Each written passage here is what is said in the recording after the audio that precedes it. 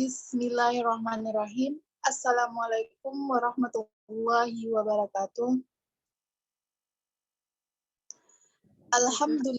Alhamdulillahi rabbil alamin. Assalatu wassalamu ala asrafil anbiya'i wal mursalin wa ala alihi wa ashabihi rasulillahi ajma'in.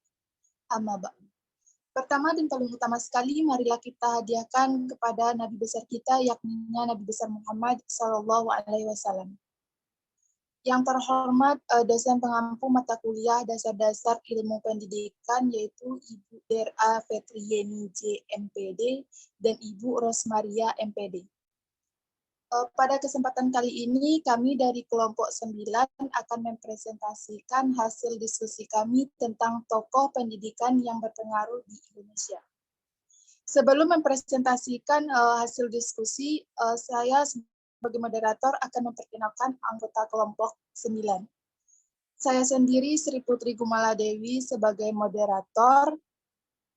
Yang kedua ada Elvi Helmi Saputri sebagai pemateri pertama.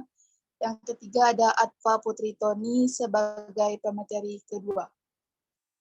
Baiklah, langsung saja kita akan memasuki materi pertama yang akan dibacakan oleh Elvi Helmi Saputri. Kepada Elvi, silakan. Baiklah, terima kasih kepada moderator. Saya sebagai pemateri pertama akan membacakan materi tentang tokoh, yaitu Ki Hajar Dewantara. Ki Hajar Dewantara yang sebelumnya bernama Raden Masuwardi Suryadiningrat lahir di Yogyakarta pada tanggal 2 Mei 1889. Ki Hajar Dewantara merupakan salah seorang putra terbaik dalam negeri ini. Ki Hajar Dewantara mendirikan perguruan Taman Siswa pada tanggal 3 Juli 1992 di Yogyakarta. Perguruan ini didirikan dalam bentuk yayasan. Latar belakang berdirinya perguruan Taman Siswa adalah bahwa sekolah-sekolah yang didirikan oleh pemerintah Hindia Belanda sesungguhnya tidaklah diperuntukkan bagi kepentingan dan kemajuan rakyat Indonesia, tetapi untuk kepentingan politik kolonial Belanda.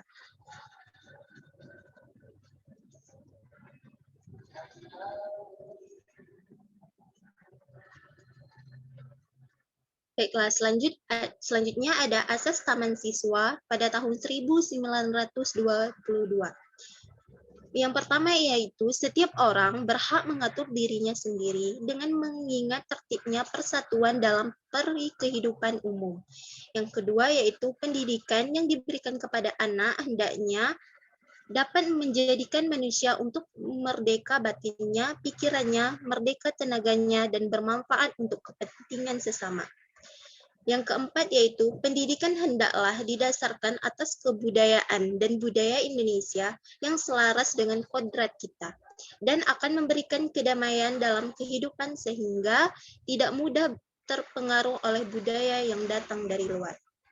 Yang keempat yaitu pendidikan harus diberikan kepada seluruh rakyat tanpa terkecuali. Yang kelima adanya untuk dapat mencapai asas kemerdekaan, maka kita harus bekerja sesuai dengan kemampuan sendiri tanpa mengharapkan bantuan orang lain. Yang terakhir yaitu ada pendidik hendaklah mendidik anak dengan sepenuh hati, tulus dan ikhlas, serta tidak meminta sesuatu hak. Selanjutnya ada dasar-dasar Taman Siswa 1947. Pada tahun 1947, asas Taman Siswa disesuaikan dengan kondisi bangsa yang telah merdeka, sehingga kata-kata asas diganti dengan kata dasar. Dasar tersebut dengan panca dharma yang terdiri dari, yaitu satu ada kebudayaan. Kebudayaan adalah ikut mengupayakan terwujudnya suatu kebudayaan berlandaskan asas kemerdekaan yang dijalankan dengan kodrat alam dan kodrat ilahi, dan yang dijiwai oleh perasaan cinta nusa dan bangsa, serta cinta sesama manusia. Yang kedua yaitu ada kemerdekaan. Kemerdekaan mengandung arti disiplin pada diri sendiri, atas dasar nilai hidup yang tinggi, baik hidup sebagai individu maupun hidup sebagai anggota masyarakat. Yang ketiga yaitu ada kodrat alam.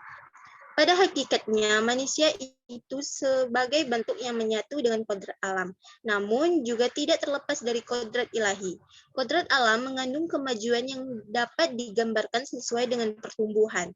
Suatu pohon mulai dari benih hingga berkembangnya menjadi besar, akhirnya berbuah dan menyebarkan lagi benih yang baru, sebelum pohon yang besar mengakhiri hidupnya. Yang keempat yaitu ada kemanusiaan. Asas ini menyatakan bahwa setiap manusia haruslah mewujudkan kemanusiaan yang berarti kemajuan. Manusia lahir dan batin yang setinggi-tingginya. Yang kelima yaitu adanya kebangsaan. Asas kebangsaan tidak boleh bertentangan dengan asas kemanusiaan. Seharusnya menjadi bentuk perbuatan manusia yang nyata. Oleh karena itu, haruslah merasa satu dengan bangsa yang lain dalam suka menuju kebahagiaan lahir dan batin. Selanjutnya itu poin C. Tujuan perguruan taman siswa. Tujuan pendidikan perguruan taman siswa adalah menciptakan manusia merdeka lahir dan batin, yakni manusia yang mampu untuk senantiasa membudayakan dirinya demi kebahagiaan dan kedamaian. Kesejahteraan masyarakat secara adil dan merata, atau disebut juga dengan masyarakat harmonis. Dengan kata lain, manusia merdeka lahir dan batin adalah manusia yang mampu untuk senantiasa mewujudkan kemanusiaan. Yang D ada semboyan taman siswa. Dalam semboyan taman siswa ini memuat yaitu yang pertama ada suci tata ngesti tunggal. Artinya dengan kesucian batin dan teraturnya hidup lahirlah kata yang mengajarkan kesempurnaan. Yang kedua yaitu bibit bebet bobot. Artinya menganjurkan pilihan dengan seksama dalam menentukan calon anak nanti. Anak menyehatkan keturunan. Yang ketiga yaitu ada ing ngarso sung tulodo, ing madya mungso korso, dan tut wuri handayani. Ing ngarso sung tulodo yang berarti seorang guru hendaknya memberikan teladan yang baik kepada murid-muridnya. Ing madya mandun korso yang berarti seorang guru harus membuat inovasi dalam pembelajaran. Dan tut wuri handayani yang berarti seorang guru harus dapat membangkitkan motivasi, memberikan dorongan kepada anak didiknya untuk terus maju, berkarya dan berprestasi. Yang keempat yaitu ada lebih baik mati terhormat daripada hidup nista. Artinya tingkah laku dan budi luhur harus ditumbuhkan. Poin E yaitu jenis-jenis pendidikan taman siswa. Yang pertama yaitu ada taman indria atau taman kanak-kanak untuk umur 5 tahun. Pada masa ini, anak-anak diberikan segala bentuk permainan yang dapat mendidik tubuh dan panca inderanya, mendengar serta berdasarkan keindahan dan menarik hati anak-anak. Yang kedua yaitu ada taman anak, kelas 1 sampai 3 SD, yaitu berumur 8 sampai 10 tahun. Memberikan pelajaran yang bersifat mendorong pertumbuhan jasmani dan menyuburkan rohani. Pelajaran, bahasa, dan seni, serta adat istiadat untuk menciptakan masyarakat yang tertib dan damai. Yang ketiga yaitu Taman Muda, kelas 4 sampai 6 SD. Umur 11 sampai 14 tahun. Menekankan pendidikan jasmani menurut kesehatan, kekuatan, dan kecakapan membela diri, pengetahuan agama dan seni untuk olah pikir dan perasaan serta pembinaan moral. Yang keempat yaitu ada Taman Dewasa, SLTP, umur 15 sampai 18 tahun. Dari pengajaran dan pembiasaan baik jasmani, pikiran, rasa, kemauan untuk menyempurnakan bakat yang berbeda. Anak bekerja sendiri dan banyak kemerdekaan, tetapi harus dengan disiplin yang keras dan untuk anak-anak. Yang kelima yaitu ada Taman Dewasa Raya atau Taman Madya, SLTPA, umur 19 sampai 21 tahun. Pada masa ini, kesempatan untuk memperdalam kecerdasan jiwa dengan tuntutan mempelajari ilmu pengetahuan, ilmu agama, dan ilmu adab, serta pengetahuan tentang wata atau budi pekerti. Dan poin F, yaitu hasil yang dicapai dari taman siswa. Perguruan taman siswa sejak didirikan sampai sekarang telah mencapai berbagai hal di antaranya. Yang pertama yaitu gagasan atau pemikiran tentang pendidikan nasional atau kebangsaan. Yang kedua yaitu lembaga-lembaga pendidikan dari Taman Indria sampai Sarjana Wiyata. Yang ketiga yaitu sejumlah alumni perguruan yang telah menjadi tokoh nasional seperti Ki Hajar Dewantara, Ki Mangun Sorkoso, dan Ki Surtratman. Baiklah, itu tadi materi dari saya kembalikan kepada moderator. Baiklah, terima kasih kepada Elvi Helmi Saputri. Materi selanjutnya yang akan saya bacakan sendiri, yaitu Muhammad Syafi'i. Perjalanan hidup yang mengharuskan Muhammad Syafi'i ini hijrah ke Jakarta dan menjadi guru pada sekolah Kartini selama 6 tahun. Di sela-sela kesibukannya, beliau menyempatkan dirinya untuk belajar menggambar. Muhammad Syafi'i ini aktif dalam pergerakan Budi Utomo serta membantu pergerakan wanita Putri Merdeka.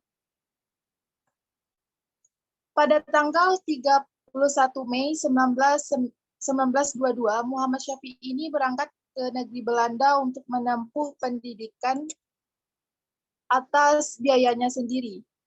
Beliau belajar selama 3 tahun dan memperdalam ilmu musik, menggambar, pekerjaan tangan, sandiwara, dan termasuk memperdalam pendidikan dan keguruan.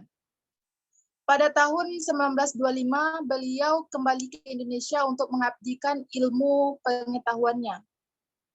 Muhammad Syafi'i ini mendirikan ruang pendidikan INS atau Indonesian Netherlands School pada tanggal 31 Oktober 1926 di Kayu Tanam. Muhammad Syafi'i ini dilahirkan di Mantan, Kalimantan Barat tahun 1893. INS pada mulanya dipimpin oleh bapak angkatnya yaitu Marah Sultan. Kemudian oleh Muhammad Syafi'i dinamakan ruang pendidikan karena belajar dilaksanakan pada tempat yang tidak terbatas dengan konsep belajar dan mengajar. Ruang pendidikan artinya suatu tempat luas yang digunakan untuk belajar dan mengajar dan bukan hanya terbatas pada adanya guru dan murid, melainkan belajar dapat dilaksanakan dari pengalaman serta kehadiran alam di sekitarnya. Sekolah Kerja, Nafis 1996. Yang pertama itu ada riwayat hidup Muhammad Syafi'i. Yang pertama, Muhammad Syafi'i ini dilahirkan di Mantan, Kalimantan Barat pada tahun 1893. Ibunya bernama Syafi'ah, sedangkan ayahnya sudah meninggal semenjak Muhammad Syafi'i ini masih kecil. Sebenarnya kelahiran Syafi'i ini oleh ibunya tidak diketahui hari dan tanggalnya, tetapi dari perhitungan yang dikemukakan oleh Syafi'ah dan keluarganya, Marah Sultan dapat memperkirakan yakni tahun 1893. Sedangkan tanggal 31 Oktober diduga adalah hari pangkatan sebagai anak angkat dari Marah Sultan. Yang kedua, ia dibesarkan oleh ayah angkatnya Marah Sultan. Sedangkan ibu angkatnya bernama Cahalijah. Yang ketiga, setelah tamat sekolah, guru di Bukit Tinggi, ia bekerja sebagai guru sekolah.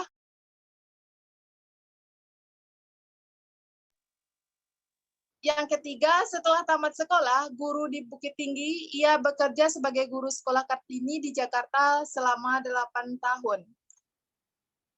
Yang keempat, pada tanggal 31 Mei 1922, ia pergi ke negeri Belanda untuk melanjutkan sekolahnya sebagai guru dan sebagai penggemar seni. Selama 4 tahun di negeri Belanda, ia memperoleh ijazah guru Eropa, menggambar, pekerjaan tangan, dan musik. Yang kelima, pada tanggal 31 Oktober 1926, ia diserahi tugas memimpin sekolah di Kayu Tanam, dan akhirnya sekolah tersebut diserahkan seluruhnya kepadanya. Yang keenam, Muhammad Syafi'i ini berpedoman pada prinsip berdiri sendiri. tidak mengharapkan bantuan dari luar yang memikat segala perkakas sekolah, adalah sebagai hasil karya murid-muridnya. Yang ketujuh, pada 1946, ia diangkat menjadi Menteri PPDK dalam Kabinet Syahrir yang kedua. Kemudian ia menjadi anggota Dewan Pertimbangan Agung.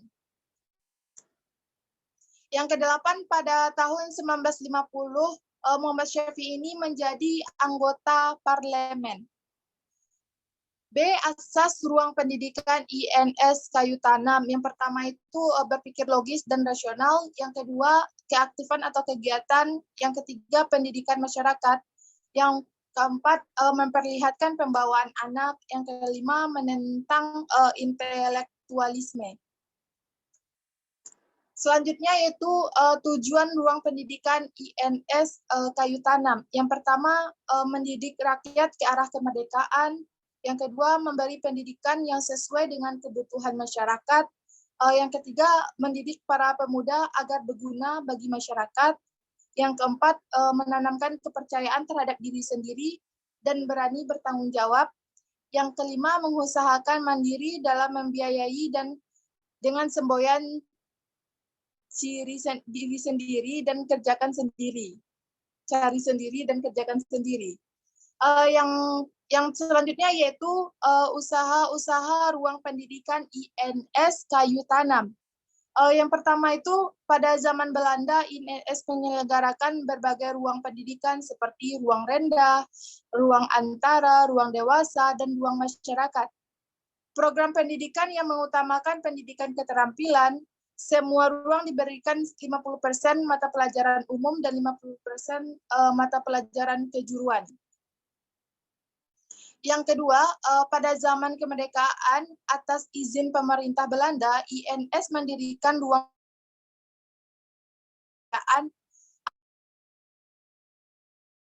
panjang. Kedua, ia mendirikan percetakan dan penerbitan yang diberi nama Sri Dharma dan menerbitkan majalah bulanan bernama Sendi dan buku bacaan untuk pemberantasan buta huruf yang dikenal dengan nama kunci 13. Yang keempat, pada tahun 1953, ia mendirikan program khusus untuk menjadi guru, yakni tambahan 1 tahun setelah ruang dewasa untuk pembekalan kemampuan mengajar dan praktik mengajar. Yang kelima, mencetak buku-buku pelajaran lain, mencetak buku pelajaran. Baiklah, itulah materi dari saya.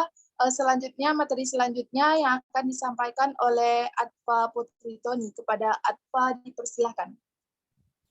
Baik, terima kasih moderator. Assalamualaikum warahmatullahi wabarakatuh. Perkenalkan, nama saya Atfa Putri Toni dengan NIM 21129151, Prodi Pendidikan Guru Sekolah Dasar.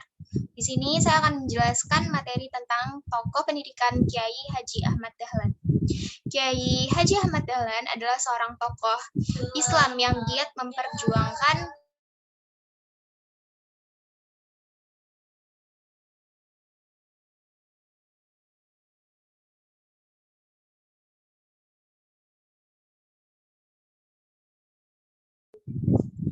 Kiai Haji Ahmad Dahlan adalah seorang tokoh Islam yang giat memperjuangkan umat Islam melalui pendidikan. Kiai Haji Ahmad Dahlan ini mendirikan Muhammadiyah pada tanggal 18 November 1912, bertepatan dengan tanggal 8 Zulhijjah atau 1330 Hijriah di Yogyakarta, yang mana itu juga bertepatan dengan tanggal 8 Zulhijjah. Muhammadiyah merupakan gerakan Islam dari Amar Ma'ruf Nahi Mungkar yang berkaidah Islam dan bersumber pada Al-Quran dan Sunnah, serta bertujuan untuk menegakkan dan menjunjung tinggi agama Islam, sehingga terciptanya masyarakat Islam yang sebesar-besarnya yang benar-benar diridai oleh Allah Subhanahu wa Ta'ala. Selanjutnya, kita masuk ke materi latar belakang berdirinya pendidikan Muhammadiyah. Pendidikan Muhammadiyah lahir seiring dengan latar belakang didirikannya Muhammadiyah, yaitu karena adanya beberapa gejala yang menonjol yang muncul ketika itu, yaitu yang pertama, munculnya kerusakan di bidang kepercayaan atau agama, terutama di dalam akidah umat Islam. Yang kedua, munculnya kebekuan dalam bidang hukum fikih. Yang ketiga, munculnya kemunduran dalam pendidikan Islam. Yang keempat, kemajuan Zending Kristen dan adanya muncul misi Katolik, di mana Zending adalah organisasi yang melakukan pekabaran Injil atau menyebarluaskan agama Protestan. Yang kelima, munculnya keadaan umat Islam yang sangat menyedihkan akibat dari penjajahan. Dan yang keenam, munculnya persatuan umat Islam yang semakin menurun.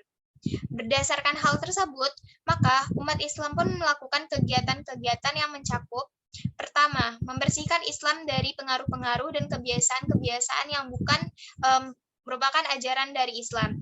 Yang kedua, memformulasikan kembali doktrin Islam yang menurut alam pikiran secara modern. Yang ketiga, melakukan reformasi ajaran dari pendidikan Islam. Yang keempat, mempertahankan Islam dari pengaruh dari serangan dari luar. Yang kelima, melepaskan Indonesia dari belenggu penjajahan. Selanjutnya, materi asas pendidikan Muhammadiyah. Asas pendidikan Muhammadiyah adalah Islam yang berpedoman pada Al-Quran dan Sunnah. Yang ketiga, materi tujuan dan target pendidikan dari Muhammadiyah. Tujuan pendidikan Muhammadiyah ini adalah membentuk manusia muslim, berakhlak mulia, cakap, percaya kepada diri sendiri, dan berguna untuk masyarakat serta negara.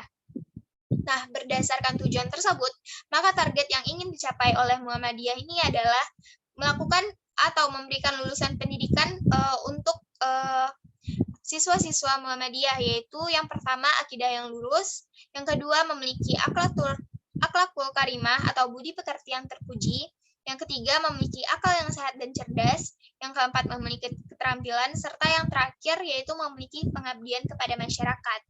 Selanjutnya kita masuk kepada materi cita-cita pendidikan. Muhammadiyah memiliki cita-cita pendidikan meliputi dengan 3 aspek, yaitu yang pertama aspek baik budi, alim, serta beragama. Yang kedua aspek luas pandangan, alim dalam ilmu-ilmu dunia atau ilmu-ilmu dunia secara umum. Yang ketiga memiliki atau bersedia berjuang untuk kemajuan masyarakat. Nah, jika kita analisis secara gagasan, yang mendasari cita-cita pendidikan Muhammadiyah ini adalah hal-hal relevan yang berkeinginan untuk mencerdaskan umat Islam dan memberikan pemahaman yang benar terhadap ajaran Islam serta memiliki keterampilan yang memadai untuk memenuhi tuntutan hidup. Selanjutnya kita masuk kepada materi dasar-dasar pendidikan Muhammadiyah. Dasar-dasar pendidikan Muhammadiyah terdiri atas 5 hal. Yang pertama itu ada dasar tajdid. Tajdid adalah kesediaan jiwa berdasarkan pemikiran baru untuk mengubah cara berpikir dan cara berbuat seseorang yang sudah terbiasa demi mencapai tujuan pendidikan. Yang kedua, ada dasar kemasyarakatan. Dasar kemasyarakat ini adalah antara individu dan masyarakat berupaya menciptakan suasana yang saling membutuhkan dengan tujuan keselamatan masyarakat sebagai satu kesatuan. Yang ketiga ada dasar aktivitas, artinya anak didik harus mengamalkan semua yang diketahuinya dan menjadikan pola aktivitas sendiri sebagai salah satu cara memperoleh pengetahuan yang baru. Yang keempat ada dasar kreativitas, artinya di sini adalah anak didik harus mempunyai kecakapan atau keterampilan dalam menentukan sikap yang sesuai dan menetapkan alat-alat yang tepat dalam menghadapi situasi-situasi baru yang dihadapinya. Yang kelima ada dasar optimisme, yaitu adalah anak harus yakin bahwa keridhaan Tuhan dan pendidikan akan dapat membawanya kepada hasil yang dicita-citakan, asalkan dilaksanakan dengan penuh dedikasi dan tanggung jawab, serta menjauhkan diri dari segala sesuatu yang menyimpang dan digariskan oleh agama Islam. Selanjutnya kita masuk ke dalam fungsi pendidikan Muhammadiyah. Materi fungsi pendidikan Muhammadiyah ini adalah yang pertama, pendidikan Muhammadiyah berfungsi sebagai alat dakwah ke dalam dan keluar anggota dari Muhammadiyah itu sendiri atau seluruh masyarakat. Yang kedua, sebagai tempat pembibitan kadar, yang artinya dilaksanakan secara sistematis, selektif, dan sesuai dengan kebutuhan Muhammadiyah, khususnya untuk masyarakat Islam pada umumnya. Yang ketiga, sebagai gerakan amal anggota, di mana penyelenggaraan pendidikan ini diatur secara berkewajiban terhadap penyelenggaraan dan peningkatan pendidikan yang akan menyekolahkan anak-anak mereka ke sekolah Muhammadiyah ini nantinya. Selanjutnya kita masuk ke materi hasil-hasil yang dicapai oleh pendidikan Muhammadiyah. Hasil-hasil yang dicapai oleh pendidikan Muhammadiyah ini dari dahulunya sampai sekarang adalah sebagai berikut. Yang pertama, adanya gagasan atau pemikiran tentang pembaruan pendidikan. Yang kedua, munculnya lembaga-lembaga pendidikan dari TK hingga pasca sarjana. Yang ketiga, adanya sejumlah alumni perguruan yang telah menjadi tokoh nasional seperti Kasma Singo di Mejo dan Panglima Jenderal Sudirman. Selanjutnya, kita masuk ke dalam materi Rahmah El-Yunusiah.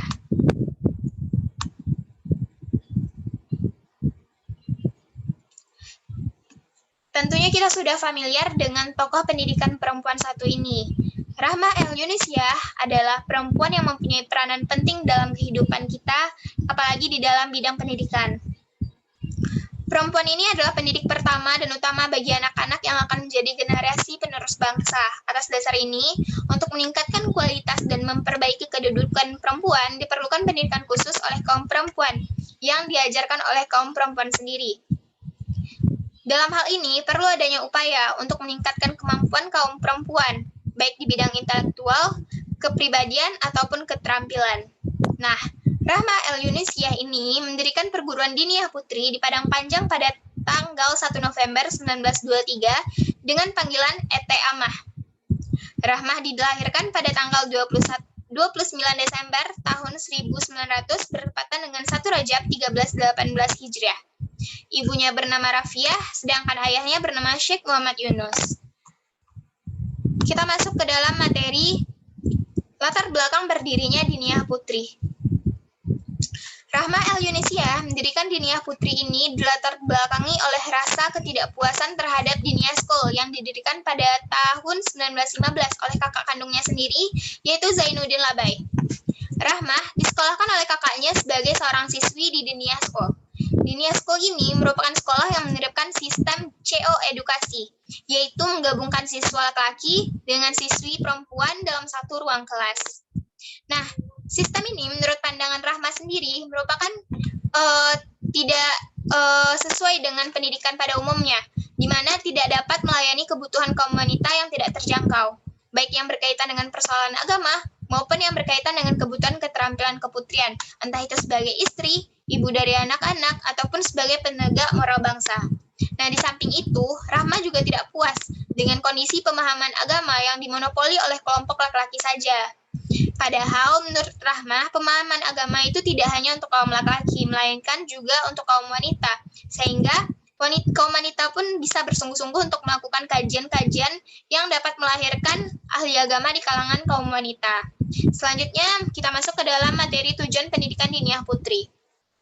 Tujuan dari pendidikan diniyah putri ini, diniyah putri Padang Panjang ini adalah untuk melaksanakan pendidikan dan pengajaran yang berdasarkan dengan agama Islam, dengan tujuan untuk membentuk putri yang berjiwa Islam dengan ilmu pendidikan yang cakap, aktif, serta bertanggung jawab dengan kesejahteraan masyarakat, tanah air, dan kepada pengabdian Allah Subhanahu wa Ta'ala.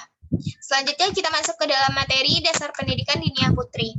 Pendidikan diniyah putri ini didasarkan pada ajaran Islam dengan berpedoman pada Al-Quran dan Al-Sunnah. Hal ini berarti bahwa segala kegiatan pendidikan yang ada dalam lingkungan perguruan ini seluruhnya didasarkan atas hikmah ajaran Islam yang pokok-pokoknya telah termasuk dalam Al-Quran dan Al-Sunnah. Baiklah, sekian materi dari saya kembalikan kepada moderator.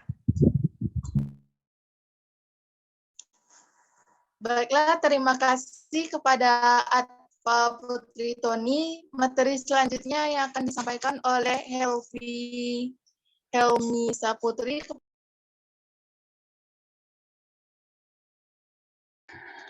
Baiklah, saya akan melanjutkan materi dari Atfa. Poin D adalah cara mencapai tujuan pendidikan. Tujuan pendidikan yang telah dirumuskan diwujudkan melalui program pendidikan sebagai berikut. Yang pertama yaitu program pendidikan umum atau general education untuk mengembangkan kemampuan dan sikap alamiah pada diri peserta didik. Yang kedua yaitu adanya program pendidikan yang bertujuan agar anak didik memiliki cabang ilmu pengetahuan dan bidang keahlian dalam agama Islam. Yang ketiga yaitu program pendidikan yang mengarahkan mereka pada tujuan untuk menjadi ibu pendidik yang baik. Yang keempat yaitu program pendidikan keterampilan, yaitu ilmu pengetahuan praktis yang dapat digunakan dalam kehidupan sesuai dengan lingkungan hidupnya. Selanjutnya poin E, program pendidikan asrama. Asrama sebagai salah satu wahana pembinaan para santri untuk mempunyai program, yaitu melatih anak didik bagaimana cara hidup bermasyarakat, memimpin, serta dipimpin, dan mempraktikkannya sebuah ilmu yang telah diperoleh pada pagi hari. Selanjutnya ada F, sikap perguruan terhadap pemerintah Belanda.